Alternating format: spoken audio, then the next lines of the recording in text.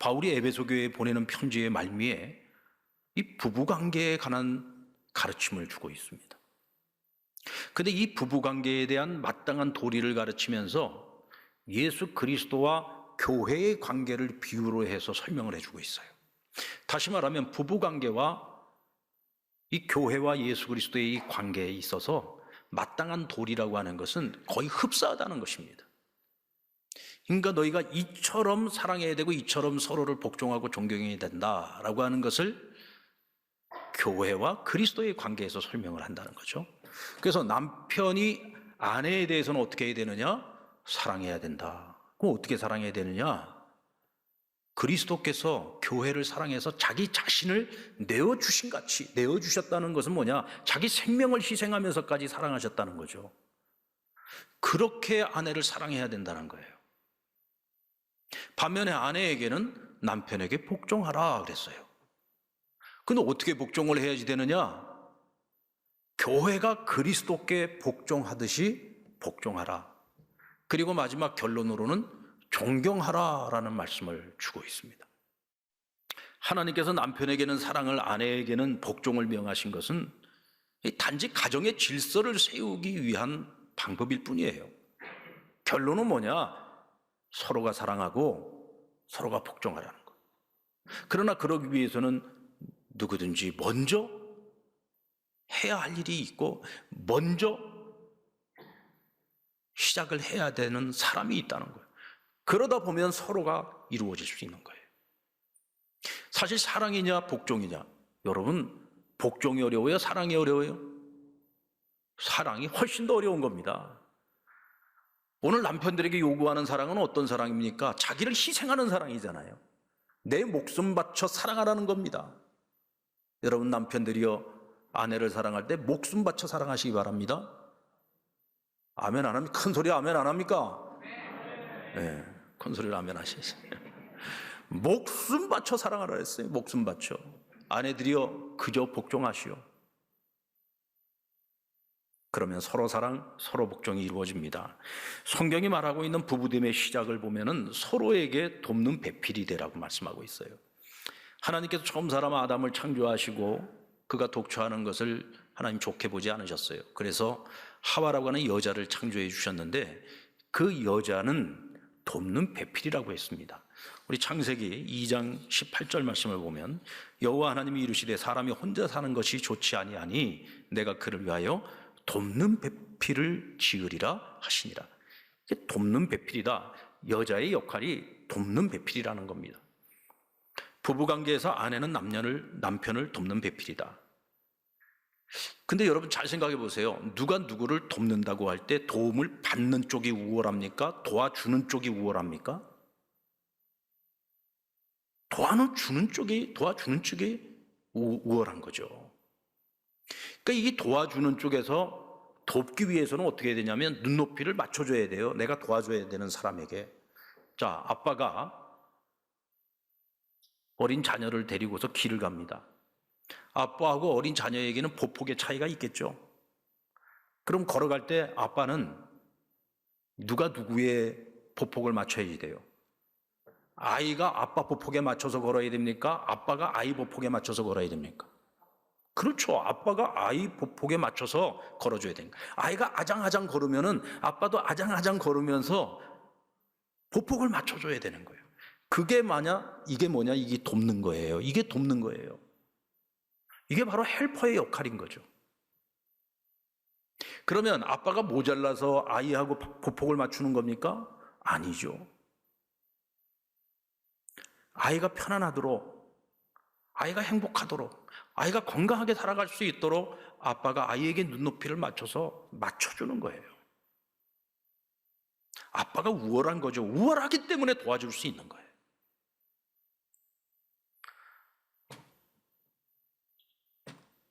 우리 가정을 해보면, 자, 아내가 남편에게 맞춰주고 아내가 남편에게 돕는 역할을 해요. 그러면 이 가정에서는 아내가 돕는 배필인 거예요. 근데 어떤 가정은 보면은 남편이 아내에게 맞춰주고 남편이 아내를 돕는 이의 역할을 하는 경우가 있어요. 그렇다면 그 가정에서는 누가 돕는 배필이에요? 남편이 돕는 배필인 거예요. 근데 누가 더 우월하다고요? 돕는 배필이 더 우월한 거예요. 그렇다면 그 가정에서 어떤 일을 판단하고 어떤 일을 결정하고 아주 중요한 문제들을 해결을 해야 될 때, 자, 누구의 말에 더 귀를 기울여야 될까요? 우월한 쪽의 말에 귀를 기울여야 되지 않겠습니까? 만약에 그 가정에 아내가 돕는 역할을 하고 있으면 아내의 말에 귀를 더 기울여야 되는 거예요. 그 가정에 남편이 돕는 배필의 역할을 하고 있다면 남편의 말에 더 귀를 기울여야 되는 거예요. 왜? 그래야 우리가 후회 없는 선택을 할 수 있어요. 왜? 더 지혜로운 사람이기 때문에 그래요. 더 우월한 사람이니까. 여러분, 성령의 별명이 뭡니까? 성령님의 별명이 보혜사예요. 하나님께서 이 땅에 성령님을 보내셔서 성령님이 우리 안에 임재하시는데, 그럼 성령님이 우리 안에서 하시는 일이 뭐냐? 돕는 역할이에요. 헬퍼의 역할을 하시는 거예요. 그러면 성령님이 우리보다 우월하지 못해서 우리를 돕는 겁니까? 아니요. 훨씬 더 초월하시는 분이시고 전능하신 성령님이시기 때문에 우리 안에서 우리를 돕는 역할을 하시는 거예요. 우리보다 우월하시기 때문에 우리를 돕는 것이란 말이죠. 아멘입니까? 그런 의미에서 부부는 누가 돕는 배필이 될 것이냐는 문제를 가지고 서로 싸울 필요가 없고 서로가 돕는 배필이 되기 위해서 힘써야 되는 겁니다. 그러다 보면 우리는 좋은 선택을 할 수 있고 좋은 결정을 할 수가 있죠. 이때 우리가 서로 해야 될 일이 뭐냐? 상대방의 말에 귀를 기울이는 겁니다. 그리고 이를 결정함에 있어서는 서로를 보지 마세요. 서로를 보고 서로 자기 의견을 이야기하다 보면 자꾸 부딪히게 됩니다. 그래서 어떤 마음을 가져야 되냐면 서로가 같은 방향을 바라봐야 돼요. 그럼 우리 그리스도인의 가정에서 부부가 함께 바라봐야 될 방향은 뭐냐? 하나님을 바라봐야 되죠. 하나님께 묻고 하나님의 뜻을 묻고 그리고 하나님이 인도하시는 방향으로 부부가 함께 나아가면 되는 거예요. 그럼 우리는 바른 선택을 할 수 있고 후회 없는 결정을 내리면서 살아갈 수 있는 겁니다. 이때 우리가요, 서로를 닮아가는 것이 아니라 하나님의 형상을 닮아가는 성숙한 부부가 될 수 있는 겁니다. 그리고 부부관계의 성숙함이라고 하는 것은 결국 오늘 바울의 가르침처럼 사랑과 존경으로 나타나는 거죠. 김남준 목사님이 쓴 가족이라고 하는 책이 있어요. 이 책에 보니까 사랑을 두 종류로 나누더라고요. 하나는 되니까 하는 사랑이 있고요. 하나는 해야 하니까 하는 사랑이 있더라고요. 이 되니까 하는 사랑, 이 되는 사랑이 있어요. 이건 뭐냐면 여러분 젊은 청춘 남녀가 서로 만나가지고 사랑을 하는데 거기 이유가 있습니까? 만약에 서로 만나고 서로 교제하고 서로 사랑한다고 하면서 저 남자가 나한테 뭘 해줄까? 저 여자가 나한테 뭘 해줄까? 저 남자가 지분이 있어? 연봉은 얼마야? 만약 이런 거를 생각하고서 서로 만나고 있다고 한다면 그거는 온전한 사랑이 아니죠. 여러분 젊은 게 뭡니까? 젊다는 것은 무한한 가능성을 가지고 있는 것이기 때문에 오늘의 현실을 보지 않고 사랑하는 거예요. 지금 당장은 뭐 내놓을 만한 것이 없고 지금 당장은 뭐 좋은 조건을 가지고 있지 않지만 둘이 부부가 되어서 열심히 살아가면 앞으로 더 나은 미래를 만들어갈 수 있잖아요. 그 나이에 걸맞는 사랑은 되어지는 사랑이에요. 그때의 사랑은 이 감정으로부터 우러져 나오는 사랑이죠. 그래서 만나서 서로 사랑하면서 남들이 볼 때에는 더 좋은 배우자도 많이 있는데 왜 하필이면 저 사람하고 결혼하냐고, 왜 사랑하니까 결혼하는 거예요. 그렇게 해서 결혼을 하고 같이 살아갑니다. 불같은 사랑을 했죠. 근데 그때 그 되어지는 사랑은요, 이 사랑에도 감정의 기복이 심해가지고 이 사랑의 기복도 꽤 심한 것 같아요. 그러나 어쨌든 결혼에 골인을 하고 아이도 낳고 열심히 살아갑니다. 이제 아이들이 성장해 가면서 이제 육아에 바쁘고 힘들고 또 뭐 사회생활하고 직장생활 하면서 또 일하느라고 바쁘고 뭐 그렇게 정신없이 살다가 보면 그 따끈따끈했던 그 감정적인 그 사랑이 점점 식어져 가고 또 중년의 나이가 되면 어느 사이에 나도 모르게 권태기도 찾아오게 되죠. 아마 대부분의 부부들이 그런 것들을 한 번씩은 다 경험을 해봤을 겁니다.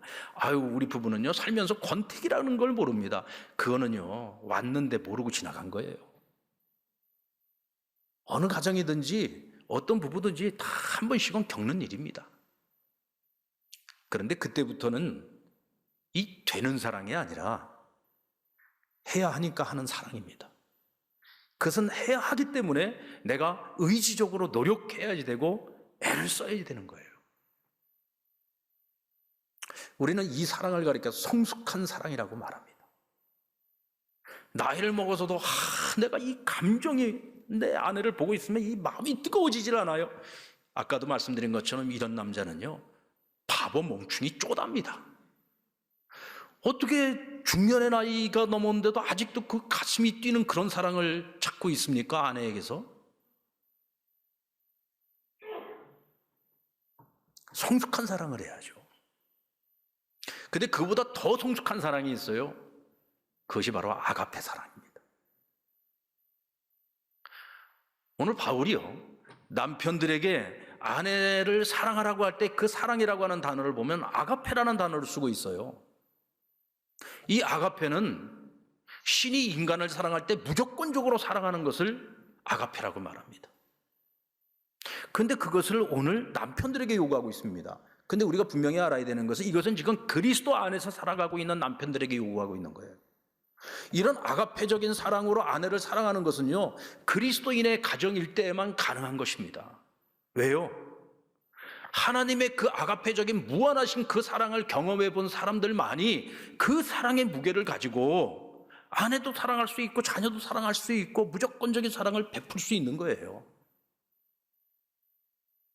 오늘 믿는 자의 가정에 남편들에게 오늘 하나님이 요구하시는 것이 바로 이 아가페적인 사랑입니다. 하나님의 자녀들이기 때문에 하나님께서 이것을 우리에게 요구하실 수 있는 거예요.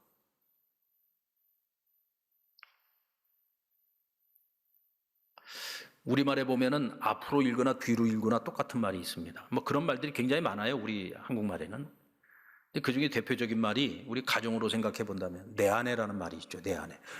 앞으로 읽어도 내 아내요, 뒤로 읽어도 내 아내예요. 슬플 때도 내 아내, 기쁠 때도 내 아내. 일이 잘 풀릴 때도 내 아내, 안 풀릴 때도 내 아내. 일이 잘 풀릴 때는 내 아내 하다가 일이 잘 안 풀리면 그 여자 이래버리면 안 됩니다. 이게 성경에 나오잖아요. 아담과 하와가 사이가 좋았을 때는 내 뼈 중에 뼈요 살 중에 살이라고 하다가 범죄하고 난 다음에 하나님께 추궁을 들으니까 뭐라고 했습니까? 하나님께서 제게 만들어주신 그 여자가 준 그 열매를 제가 먹고 범죄했습니다. 아니, 내 여자가 한순간에 그 여자로 바뀌어버린 거예요. 그 왜 이런 일이 발생했느냐? 결국은 부부관계도요, 하나님과의 관계가 올바를 때 부부관계도 행복할 수 있는 거예요. 그 일본에 요즘 황혼이혼이라는 게 굉장히 유행하고 있다 그러잖아요. 그냥 참고 살다가 이제 애들도 시집장 가좀 다 보내놓고 이제 남편이 이제 정년퇴직할 때쯤 되면 퇴직금 받으니까 퇴직금 딱 받는 그때에 퇴직금 절반 딱 나눠서 자, 빠이빠이. 나 이제 당신하고 이제 안 만난다. 이제 우리 부부 아니야? 굿바이. 그러면서 이혼하자는 거예요. 참, 그렇게 이혼당하는 남편들은요, 바보 몽충이 쪼다예요. 그냥 그렇게 살았어요. 지가 제일 잘난 줄 알고 그냥 아내를 갖다가 억압하고 자기가 군림하면서 평생 그러고 산 거예요. 지밖에 모르고 산 거야. 오죽하면은 그 아내가 남은 인생 이제 얼마 남지도 않았는데 내가 당신하고는 더 이상은 못 살겠다 그러고 이혼하는. 불쌍한 남편인 거죠. 그건 불쌍한 거예요. 어쩌다 그렇게까지 됩니까? 그런데 굳이 꼭 그렇게 해야 합니까?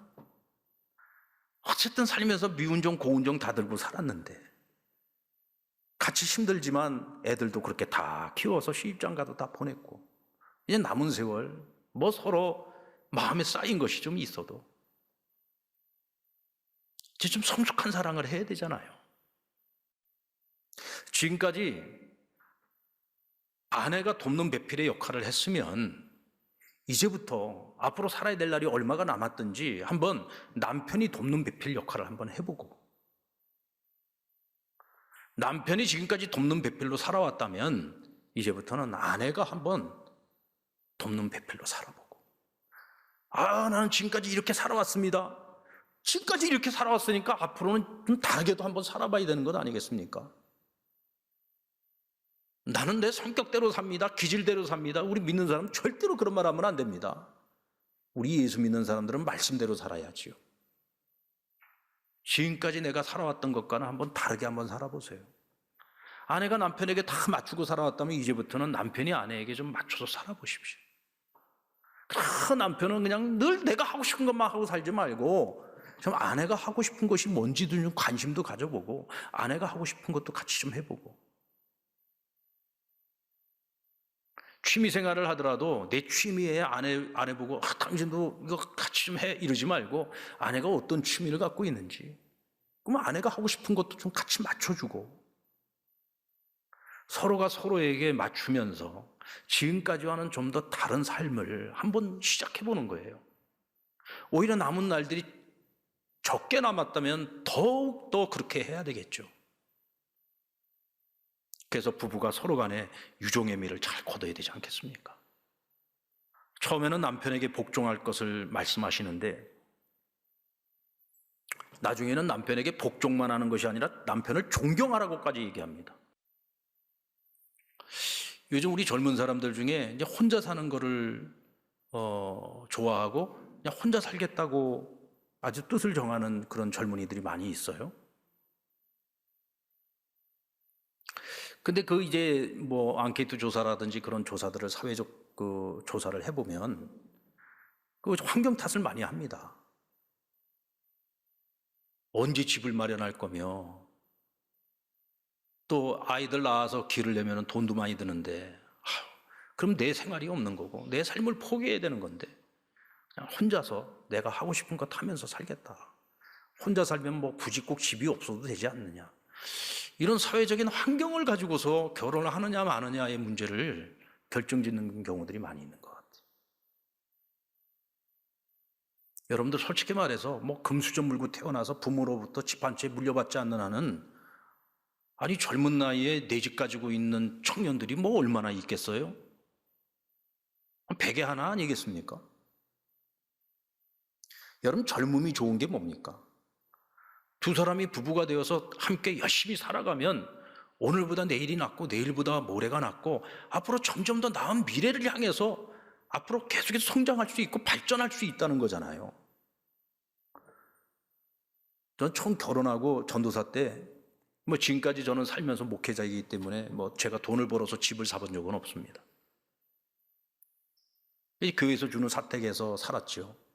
제가 처음 사택은요 지하였어요. 반지하. 전에 우리 다니엘 기도회 때 어느 목사님이 간증을 하면서 막 홍수가 나면 그냥 물이 차가지고 고생했다 그러는데 저희 집은 물이 차는 게 아니라 하여간 뭐 날마다 그렇게 쥐가 집에 들어와요. 쥐가 어찌나 많은지 그 옆집에는 또 정육점이 있고 뭐 가게가 있고 그래가지고 하여간에 뭐 쥐들이 그렇게 버글버글했어요. 저는 쥐만 보면 기절하는 사람이었는데 그래도 남편이니까 어떻게 합니까? 제가 책임을 져야지. 하여간 쥐를 잡을 수 있는 온갖 방법을 다 저는 그때 배웠습니다. 혹시 쥐 잡는 방법을 배우고 싶은 분은 저한테 찾아오세요. 제가 수장부터 시작해서 온갖 방법을 다 해가지고 쥐를 잡아봤어요. 그렇게 살다가 13평짜리 아파트로 이사를 갔는데 여기가 천국이더라고요. 그것도 아주 허름한 재개발 대상으로 있는 13평짜리 재개발 대상 아파트였는데 시형 아파트라고. 근데 진짜 거기가 천국 같았어요. 지하에서 벗어나는 것만으로도 너무 행복하더라고요. 그러다가 23평짜리로 또 이사를 가는데 너무 행복하고요. 여러분 살면서 뭐 처음에 월세로 시작했다가 전세로 가고 전세로 갔다가 내 집도 마련하고 뭐 화장실 하나 있는 집에 살다가 또 2개 있는 집으로도 이사 갈 수 있는 거고, 살면서 조금씩 만들어가면 되는 거지. 어떻게 처음서부터 모든 거 다 갖춰진 상태에서 결혼을 할 생각을 합니까? 그러면 대한민국 청년들은 아무도 결혼 못합니다. 아까도 말씀드린 것처럼 사랑의 힘 하나만이 있어도요 결혼할 수 있어요. 두 사람이 하나가 돼서 열심히 노력하면 뭐 요즘 우리 사회에서는 그러잖아요. 아, 열심히 돈 벌어가지고 언제 집 사냐? 집 사요. 못 사지 않습니다. 열심히 살다 보면 언젠간 기회가 온다니까요. 열심히 살아보지도 않고 해보지도 않고서 미리 겁먹고 미리 포기해버리면 그럼 대한민국에 가정이 존재할 수가 없어요. 우리 부모님들이 다 그렇게 살아왔고요. 또 앞으로 살아가야 되는 우리 젊은 세대들도 앞으로 그렇게 살아가는 거예요. 미래가 있고 발전이 있지 않습니까? 우리는 그것을 기대하고 소망하면서 열심히 서로 사랑하면서 살아가는 거죠. 근데 여러분, 이 부부뿐만이 아니라 교회도 마찬가지입니다. 교회도 피 한 방울 섞이지 않은 사람들이 이렇게 같이 만나서 가족을 이루면서 살아가잖아요. 우리가 가족이잖아요. 그리스도 안에서 우리가 다 한 가족 아닙니까? 부부가 같이 살다 보면 서로 못 볼 거 볼 거 다 보고 살지요. 그래서 사실은 사랑한다는 것, 존경한다는 것이 참 힘들어요. 왜? 너무 잘 알기 때문에. 교회 안에서 같은 성도로, 상랑교회 교인으로 같이 살아가는 것도 사실 쉬운 게 아닙니다. 왜냐하면 같이 살아가다 보면 서로에 대해서 많이 알게 되죠. 허물도 보게 됩니다. 그 사람의 단점도 보게 되죠. 그래서 서로가 사랑하고 서로를 존경한다? 이게 참 어려운 거예요. 이게 쉽지 않습니다. 그러나 우리는 사랑해야 하는 관계고 그 사랑해야 되는 관계에서도 성숙한 단계를 넘어서 우리가 아가페적으로 사랑해야 되는 거예요. 이게 그리스도 안에서 맺어진 한 가족, 교회 공동체를 섬기는 우리 성도들이 가져야 되는 마음이에요. 그러기 위해서 우리가 해야 될 일이 뭐냐? 우리 아까 할아버지 할머니한테 배운 것을 우리가 삶에 좀 적용할 필요가 있어요. 잘 참아야 돼요. 참아야 돼요. 부부간에도 참아야 되고 성도들 간에도 서로 참아야 돼요. 그리고 어떻게 됩니까? 양보해야 돼요.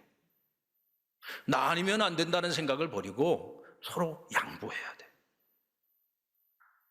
내가 제일 잘났다고 생각하면은요, 절대로 양보 못 합니다. 그래도 남들이 다 나보다 낫다고 생각을 해야 양보가 되는 거예요. 그리고 서로가 스며들어야 돼요. 우리는 그리스도를 머리로 하는 한 몸이에요. 부부가 한 몸이듯이 우리도 한 몸인 겁니다. 그래서 성도들이 아파하면 나도 같이 아파하는 것이고 성도들가 기뻐할 때 우리도 같이 기뻐할 수 있는 거예요. 오늘 오후에 우리가 함께 모여서 교회 일꾼들을 세우는데 세움받는 이도 있고 세움받지 못한 이도 있어요. 이때 우리는 세움받는 이들에 대해서는 같이 축하해주고 또 세움받지 못한 이들에 대해서는 우리가 위로해주고 격려해주고, 그러나 당사자들은 어떤 마음이어야 됩니까? 세움받았을 때 절대로 교만해지면 안 되죠. 내가 잘나서 된 게 아니에요. 단지 하나님께서 나에게 기회를 주신 것뿐이죠. 그래서 더 겸손해져야 되고, 세움받지 못한 분들은 오히려 그것 때문에 내가 절망하거나 낙심하지 말고 오히려 내가 앞으로 더 열심히 더 노력해야 되겠다는 그런 마음, 긍정적인 마음을 가져야 되겠죠. 이게 가족인 거예요. 이게 서로 간에 스며드는 거예요. 이게 한 몸으로서 살아가는 우리의 마음이고 자세고 태도인 겁니다. 지난 수요일 날도 제가 말씀드렸습니다마는 이번에 우리가 장로 4인, 안수 입사 20명, 또 권사 25명 이렇게 세워야 되는데 만약에 그 중에 한 사람이라도 제대로 못 세우면은 우린 상당 교회 손해입니다. 왜냐하면 그만큼의 공백이 생기기 때문이에요. 오늘 우리 2차, 3차 선거에 여러분들 많이들 참석하셔서 또 처음으로 이 스마트 투표를 하지 않습니까? 이 역사적인 현장을 놓치고 나면 여러분들 영원히 후회할 겁니다. 이번에 해보고 잘 되면 대통령 선거도 그렇게 하자 그러려고 그래요.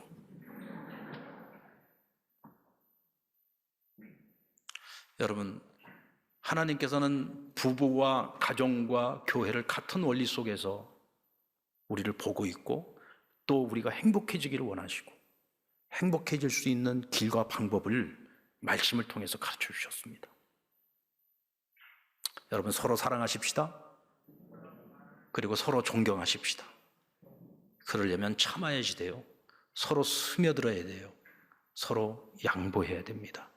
가끔 싸울 때도 있죠.